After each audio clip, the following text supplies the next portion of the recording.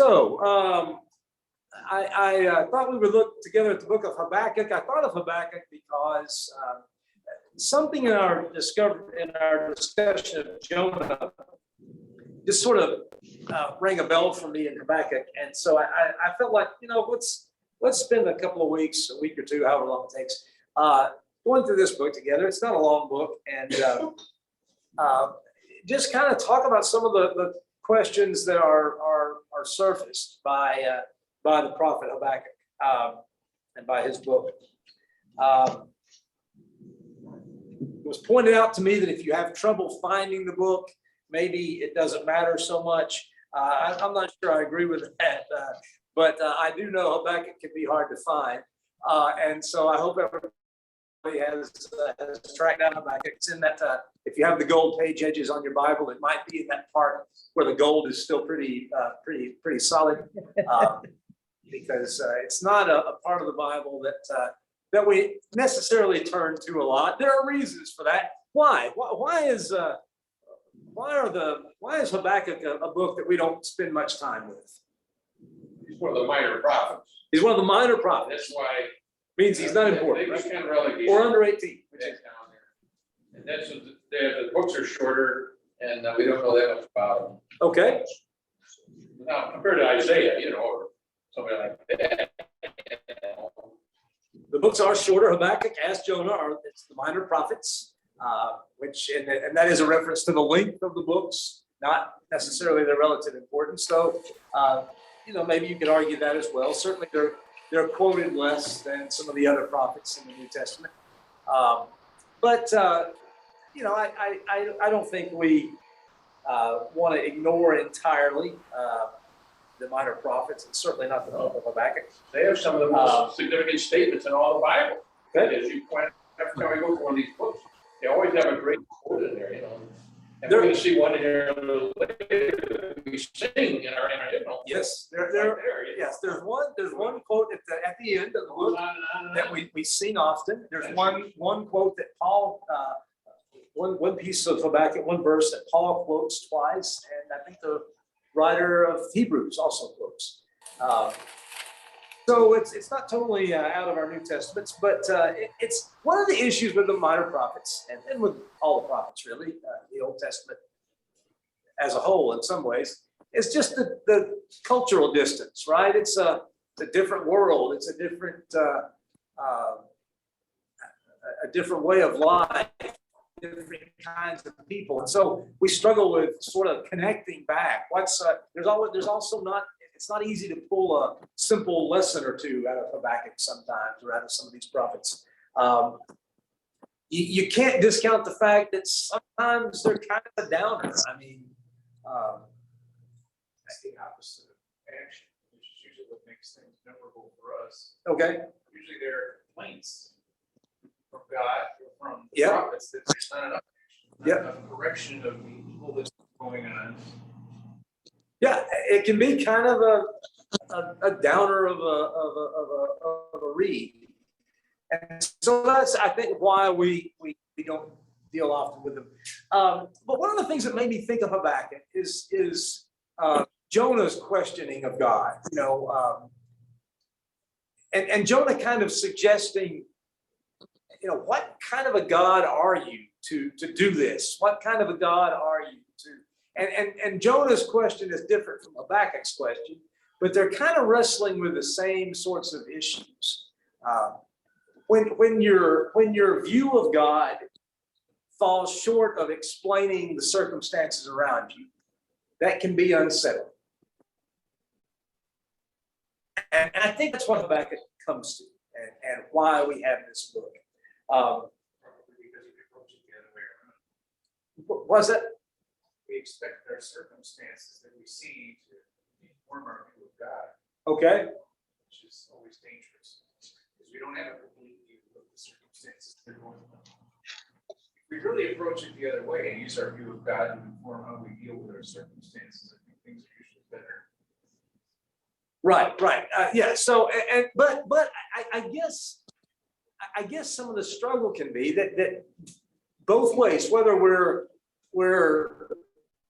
regarding our circumstances, our view of God, or our view of God inform our circumstances, we have a limited perspective, and we don't see the big picture and don't see the full picture sometimes, and often.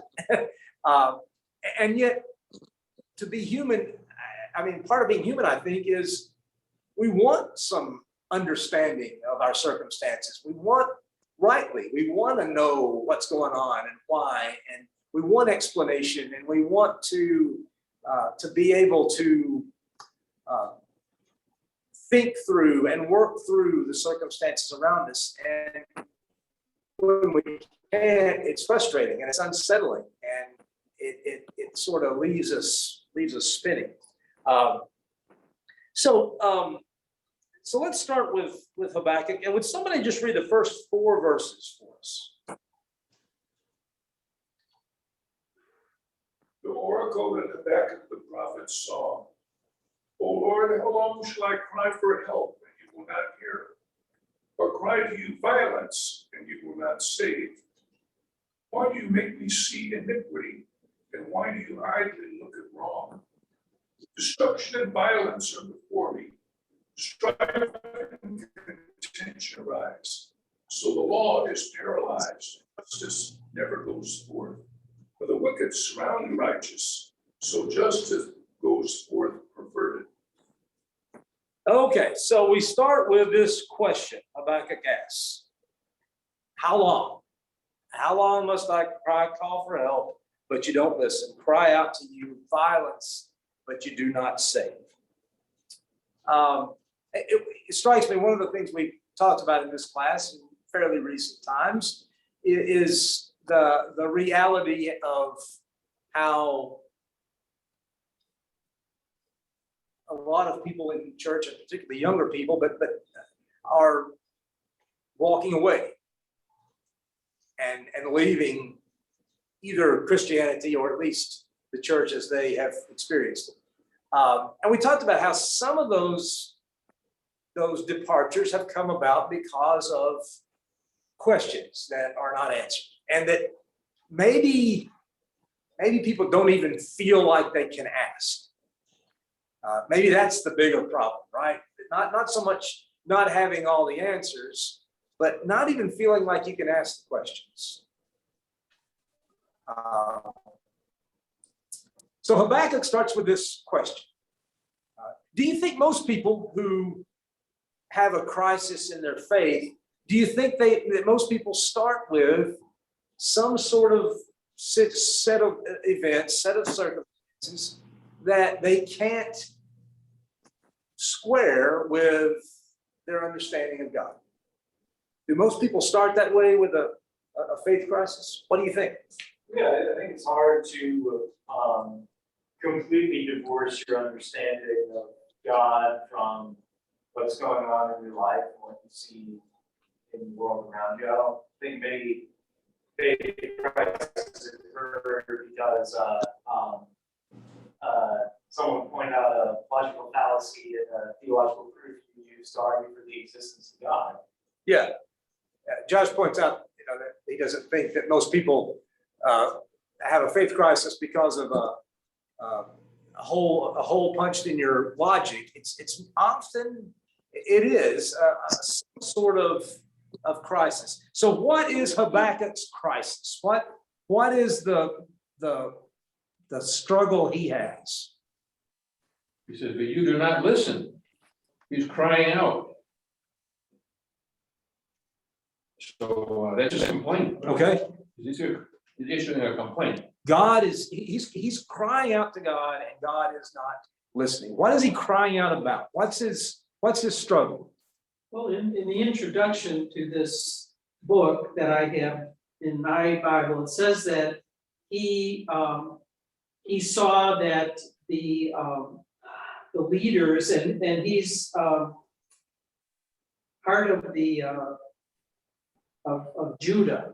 Well, this is after the 2 kingdoms. Yes. Right. Yeah. Okay. So they were being unjust to the poor and to other, to less fortunate people. And so he was complaining about the injustice that he saw around him.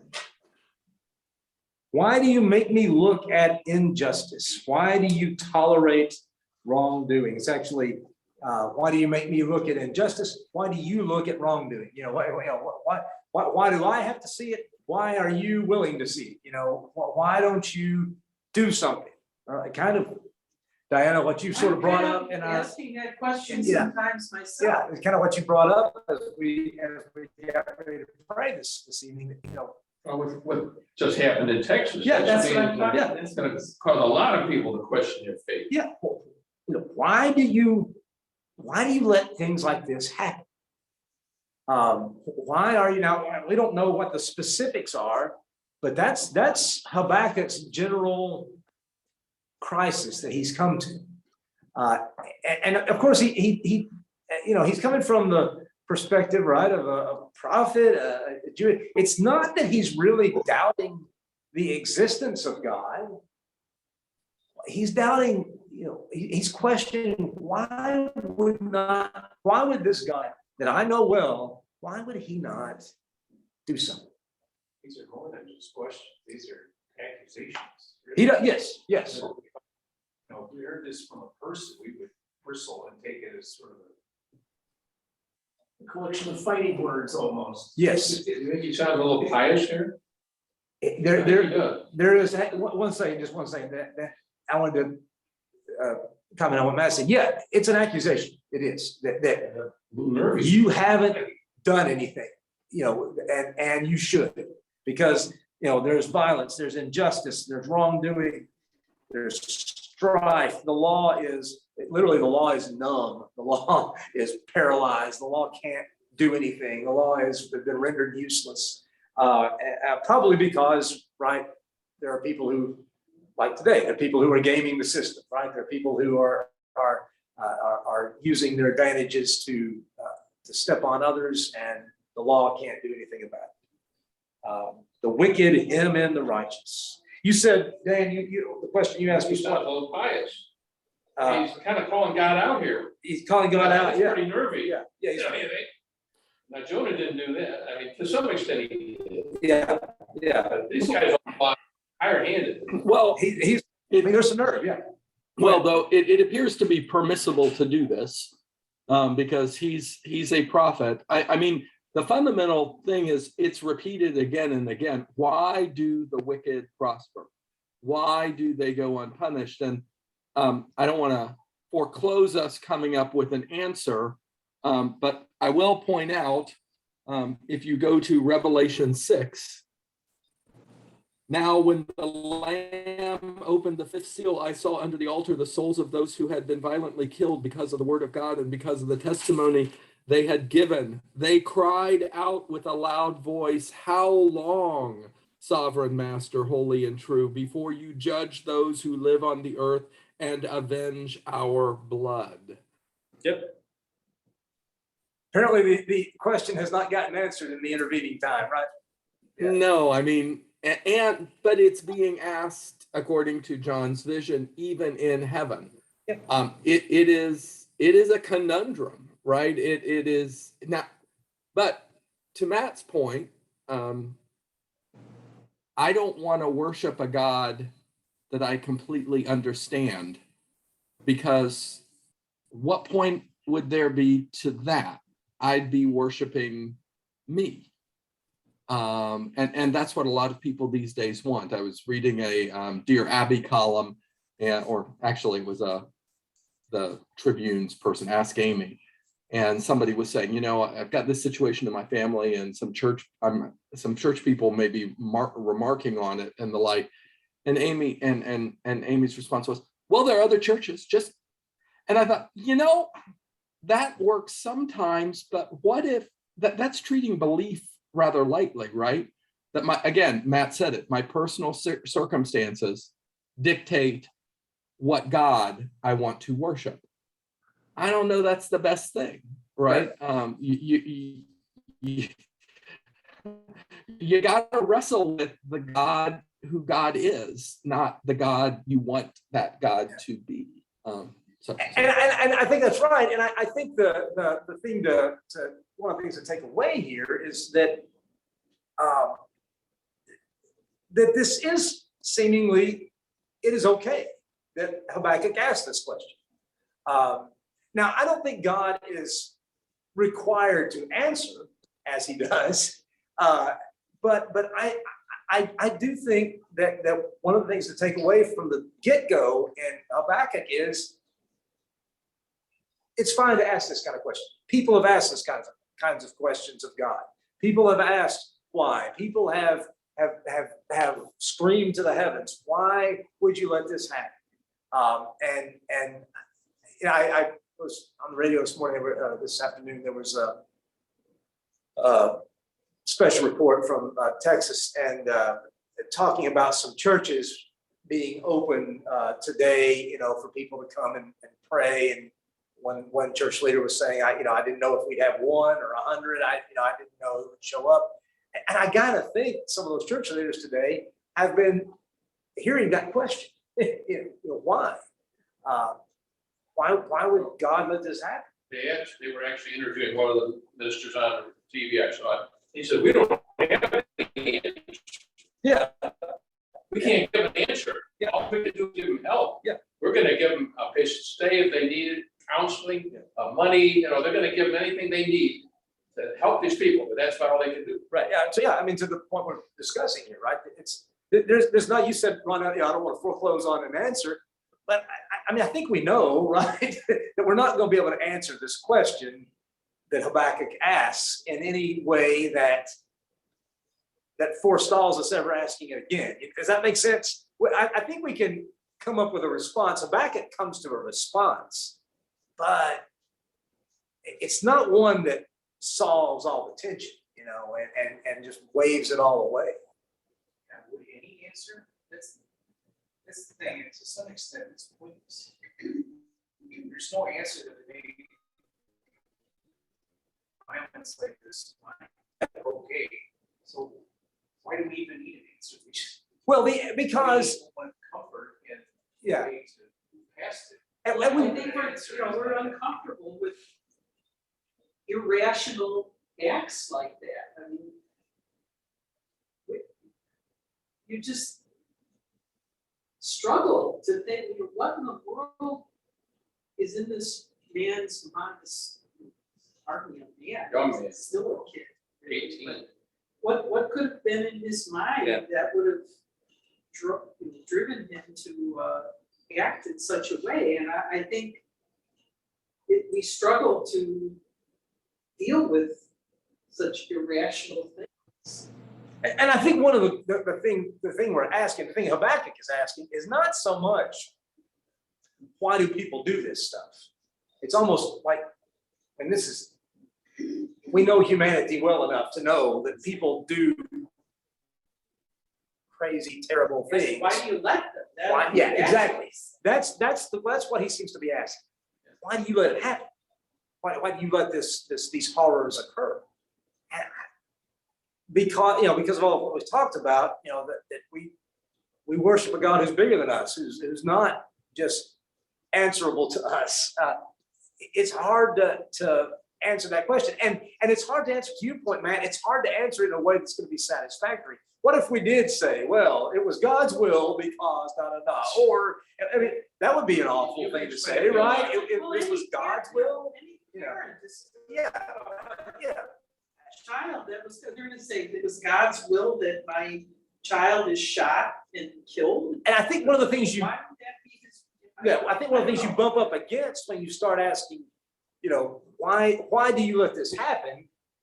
You start bumping up against, if you try to explain it, theologically, you wind up with something like, well, God willed this for, and I don't want to say God willed what happened in Texas. I don't think he did. It gives people free will. That's the approach I would take. To make decisions. Otherwise, we're robots. To me, that's a logical, good theological argument. But these people are not going to want to hear that. Yeah, I don't know that that's, Hurting yeah, so I think the response would be, well, why did he give them free will in this case? Why didn't he, as Diana suggests that we pray, why didn't he restrain them? Why didn't he keep them from these Can't give horrors? them a good answer. And I don't think we can. I'm sorry, Josh. There are answers. There are answers. The only answer seems to be that God derives this incredible satisfaction from us having the ability to do the wrong thing and choosing not to. Or having people that have done the wrong thing eventually repent of it and turn into something closer to what he's intended. That's more satisfying to him than us always having done the right thing because we didn't have any choice to do otherwise somehow. Yeah, All of this is accurate, none of it is helpful to somebody who's asking. that's right. And I think that's one of the things we're getting to, is that while we can theologically, talk about certain things, it's not gonna solve the issue. And I think that's one of the things we get to. They have a long-term answer, God, theological answers tend to be long-term, not in the short term. Okay, that's the problem. Patrick? Like what he likes. We don't know the answer. Chrissy, go ahead. Well, as I'm hearing this and thinking about what does it mean to be calling for justice, because it's something we're trying to do too, right? I'm not sure I can always ask God for justice because I would be in trouble. Yeah. I mean, like it's one thing to say, why do bad things happen? But I'm not saying our sins are the same as going out and murdering children. I'm not, but I don't get very far if I'm just asking for justice. Right. We want mercy, don't we? I don't think those two things are mutually exclusive. No, And I think that's one of the things we tend to think of justice in very much forensic terms. The guilty are punished, the innocent go free. And so, but justice in Habakkuk is a bigger thing, right? It's more, I think everybody knows this, it's more On a national scale. treating one another right, treating one another, a society in which those who are weak don't have to be afraid of being stepped on by those who are strong, a society in which the poor are taken care of. That's a just society in the prophets. But that's done by people. yes. That's not some nation entity. And I think sometimes, I mean, I have heard, I can't remember where it was, long time ago, I heard, I asked God why there were so many people homeless and why there were so many people suffering. And he asked me why, he turned around and asked me why that was the case. I mean, yeah. I'm not saying it's the same thing. I'm just saying I don't get very far with fairness from God. I need grace from God. Yeah, very true. Very true. Ultimately, though, isn't it the issue here is that these situations, like the situation in Texas and Buffalo and stuff, God doesn't want them. He doesn't want anyone to go through this, but we do have free choice. Evil is present in the world, moving, and although God doesn't want them to happen, there is a purpose for them. I mean, he uses these things, or things work so they are used because they result in conversations like this, where people realize their life, their comfortable life, the world's dangerous, right? There is evil out there. There is problems, or maybe they realize, and we're not sure yet, but there are already reports about this 18-year-old was bullied. He had no friends or friend problems. Maybe you start realizing how important even one person can be out there, establishing a connection, making a friend, being a resource. And, that's important. But these kinds of events can cause us to realize not getting mad at God or maybe mad at God, but at the same time bring us back to realize God's the only person I can go to for these kinds of things, when these kinds of things happen. And I keep wanting to pull back from, in the end, God doesn't explain himself to Habakkuk. And I don't think God's going to explain himself to us. And I think in the end, we've got to pull back from this need to have an explanation. I think it's okay to cry out and to ask these questions. I think it's okay. I think it's good to pray, God, restrain this kind of evil. Because I believe the prayers of God's people matter and make a difference. And I believe that God might do something because of that. But I keep wanting to pull back as we read Habakkuk from giving a neat reason or even a sloppy reason, and more look at this notion of asking questions. And I think, Ron, you're hitting on something there when you're talking about what can be accomplished when God's people start asking questions like this. And I don't know that that's why God lets bad things happen, but I do think that can be a positive result when we start asking those questions, when we start lifting our voices up to God and saying, why did you let this happen? Why do we have to deal with this? Why do we have to see it in our city? Why do we have to see it anywhere? And why are you willing to look on it? Anyway, Patrick, yeah. you asked about the folks that walk away from either our Christianity or just Christianity in general because of this idea that God lets bad things happen. I'm sure that is a reason for folks. I've actually seen a little more of the church thinks they can explain all of this and give me an answer that does sound plausible to me. I'm not speaking for everybody, of course, but that the fact that we sometimes think we have to come up with, scour our Bibles for the clear and obvious explanation is, I think, sometimes a fault. Always there. Yeah, I think that's probably true. And feeling like perhaps they can't ask the question.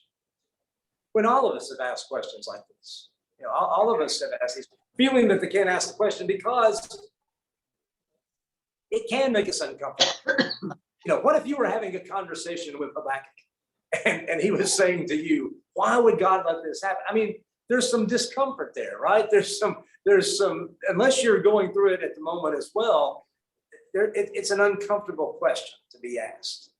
Because, we know on some level that we're into territory that I can give you real good reasons why you ought to be baptized, right? I can't give you good reasons why God lets something like this happen. And that's uncomfortable. And we tend to pull back. So let's look at God's response just briefly here. Before we run out of time, I'd like to at least look at his first response. Somebody read 5 through 11 for us.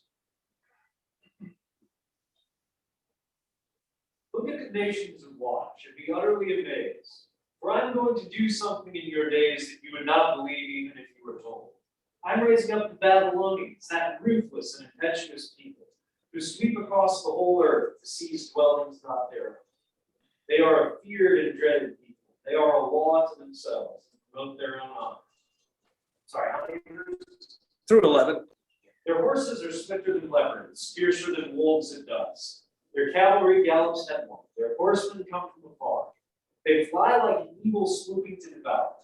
They all come intent on violence. Their hordes advance like a desert wind and gather prisoners like sand.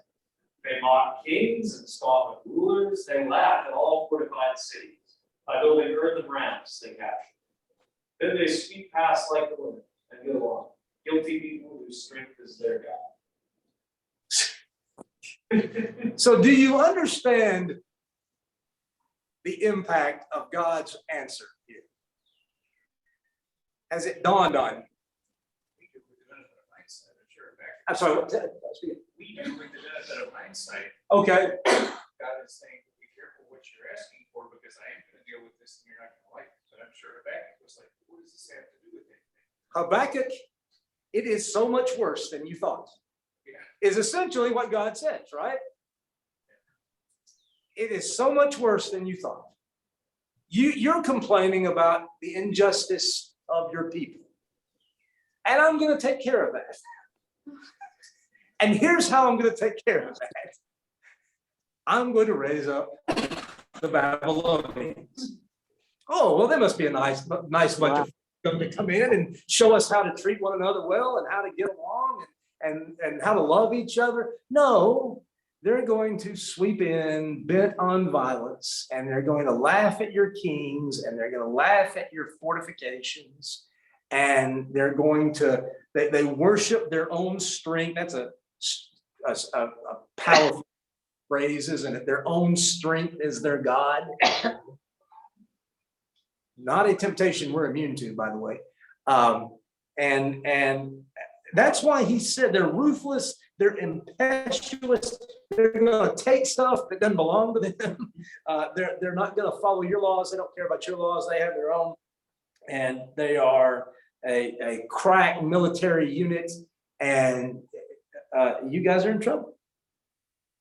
And it's gonna get worse. That's why he says, I'm gonna do something in your days that you would not believe, even if you were told. Look at the nations and watch and be utterly amazed. So it's one, you want an answer? How about this one? And that's maybe one of the things we get to with Habakkuk is sometimes the answers are no more comforting than the questions. And maybe we've had some of that as we've talked about some of the reasons for, why does God allow a shooting? Why does God allow kids at a middle school to be gunned down? Why does he let that happen? And maybe we've seen that some of the answers lead us to maybe even darker places where God is somehow in charge of this, and the answers themselves, the solutions themselves can sometimes also be discouraging and unsatisfying. And that's what Habakkuk says. Lord, are you not from everlasting?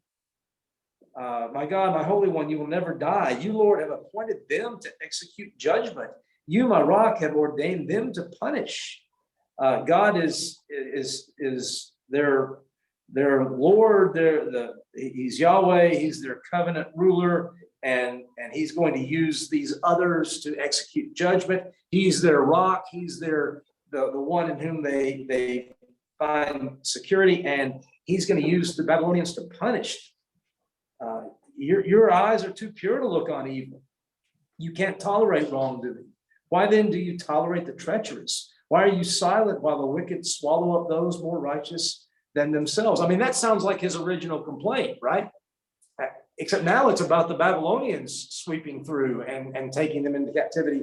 And things aren't fixed, right? It's still the treacherous are tolerated and the wicked are swallowing up those more righteous than themselves. All of a sudden, the Israelites are righteous, right? and the Babylonians are coming to swallow them up. You make people like the fish in the sea, like the sea creatures that have no ruler. The wicked foe pulls all of them up with hooks. He catches them in his net. He gathers them in his dragnet, and so he rejoices and is glad.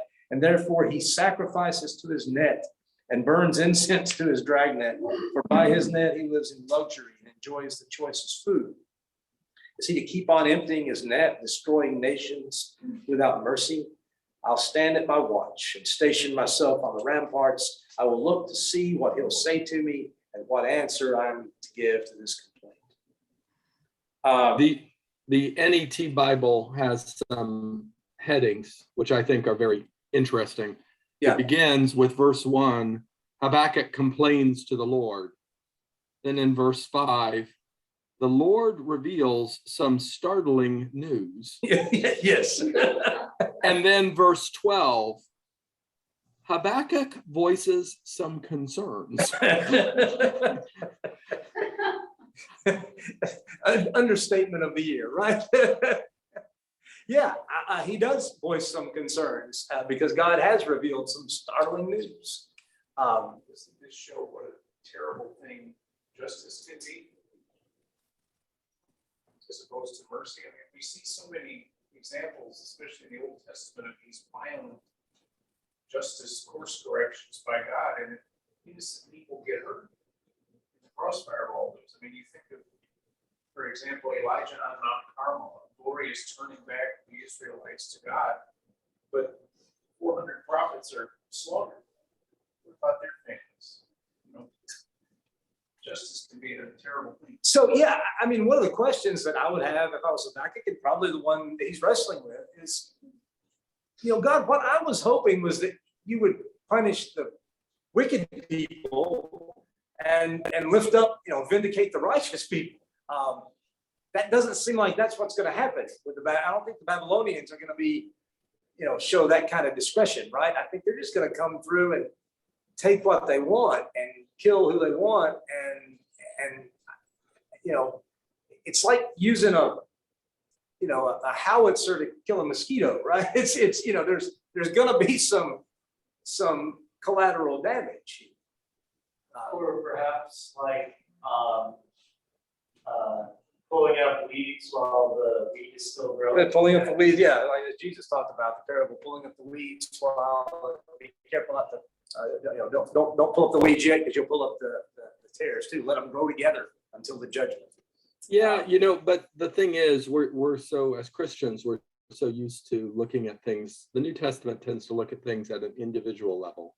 Yeah. But the true. Old Testament, God's generally painting with a much broader brush, and there is collateral damage in those situations. I mean, Habakkuk's complaining about the collateral damage at first, that the wicked are allowed to prosper. And then when God says, I'm going to take care of that, Habakkuk has voicing some concerns about the fact that it's overreach. But when you think about it on a broader societal scale, that's just something always going to be present. I mean, even in things like conflicts where we think we can identify good and evil, allies versus axis, but there were some German Christians killed and good people killed on the Axis side as well. Civil War clearly, showed some of those same issues as well. But that's the canvas God is painting on here in the Old Testament in these things. So you are correct. And one of the things that that strikes me as we talk about this, I mean, what did God promise Israel from literally day one? If you follow the covenant, which included justice to one another and included not worshiping other gods, if you follow the covenants, I'll bless you. If you don't, you'll wind up in exile somewhere. Some foreign nation will come and take you away. That was from day one. That was the promise. It was not, I'll take away the wickedness, right? It was the whole society, the whole culture is going to stand or fall on obedience to the covenant. Which doesn't seem fair to us. Which it doesn't seem fair. You're right. It doesn't seem fair because we want to think that, but of course, even we know what better than that, right? We know that as Christians, sometimes if you do right, you'll suffer. And God will let it happen. For whatever reason, he will not restrain the person at whose hand you suffer.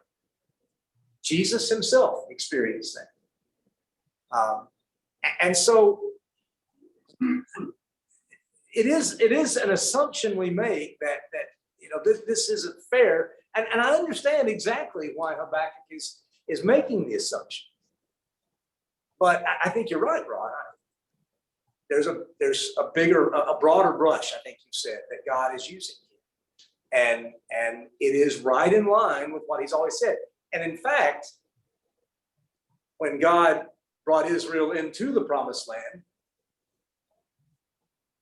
he didn't say, kill the bad ones, leave the good ones, right? He said in many cases, destroy the whole city. Wipe out the whole town. And that's hard. I mean, that's hard for us to fathom. I don't like it. I don't like those Old Testament stories. And yet, that's part of the questions that we have. And Habakkuk is not satisfied at all. And I think it's pretty remarkable. I'm going to wait. I'm going to go up on I'm going to metaphorically, I think. I'm going to go up on the ramparts like a messenger, like a watchman, waiting for a messenger to come with a message. I'm going to go up there and I'm going to station myself and I'm going to wait for God to send the message, to respond to my complaints. Habakkuk expects that he'll get to argue with God. He'll be able to argue with God about this. That's a remarkable thing. He feels that he's able to do that. And so I want to step away from Habakkuk because we got to stop. And I want to step away tonight and just say, if you're struggling with why kids got killed in Texas or in our city tonight, if you're struggling with that, if you've got questions about that, I think from Habakkuk, we